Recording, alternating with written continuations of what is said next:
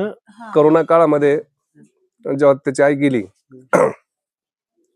तेव्हा तो 1-2 वर्षाचा होता. असा एखादा प्रसंग जेव्हा एखादं लहान लेकरू तुम्हाला असं काहीतरी विचारलं किंवा म्हटलं की ज्यामुळे तुम्हाला रात्रभर झोप लागली नाही, असं प्रसंग?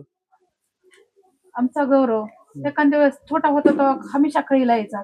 आई सोबत बोलायचंय. मग आम्ही करायचो मुंबईच्या कविताताई खेडेकर आहेत. मग त्यांनी आम्ही फोन लावून द्यायचो, टाक आईला बोल. मग त्या तिकून बोलायच्या, गौरव मी आई बोलते. मग ते समजा आई आई प्रमाणे बोलायच्या. त्या गौरवला आई आहे? नाही, गौरवला आई नाही, त्याला आई नाही, वडील नाहीत. म्हणून आई म्हणून त्याला तिकडनं करोना काळामध्ये जेव्हा त्याची आई गेली तेव्हा तो 1-2 वर्षाचा होता. सरांना भावना. तर डेड बॉडी दिली जात नसायची. तिचं तिकडच हे व्हायचं ना, म्हणजे अंत्यविधी तिकडच उरकून टाकायच्या हॉस्पिटलच्या माध्यमातून. तर त्यांना जेव्हा इकडे त्यांच्या आजोबांना आणून सोडलं तेव्हा आई वडील कुठे आहेत तर त्यांना दवाखान्यात आहेत म्हणून सांगावं लागलं.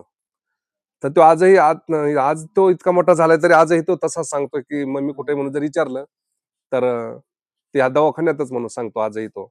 तर तो फोन लावून देण्याचा आग्रह करायचा कधी की मम्मीला फोन लावून द्या. तर मग आम्ही अशा 4-5 मम्म्या तयार केल्या. तिनं जसं सांगितलं की कविता खेडकर आहेत. त्याच्यानंतर जळगावला मनोज राणे म्हणून आहे. त्याच्यानंतर अजून अंधेरीला सुनीताताई नागरे म्हणून राहतात. आई तयार करून हा, तशी आई. तर कुठल्या मुलाला कधी फोन लावून दिला आणि आईला जर बोल म्हणलं, असे अनेक मुलं आहेत की मला आईला फोन लावून द्या म्हणतात आणि त्याची आई नसते. मग डायरेक्ट आम्ही तिला म्हणलं ना, हे बघ तुला फोन लावायचं म्हणतोय, मम्मीला फोन लावून दे म्हणतोय. तर ह्या तिन्ही माता भगिनी डायरेक्ट त्याला बोलायला सुरू करतात आणि मी येणार आहे तुला भेटायला, काय खायला घेऊन येऊ, अशा पद्धतीनं त्या बोलून त्याला तिथं त्याचं समाधान करतात.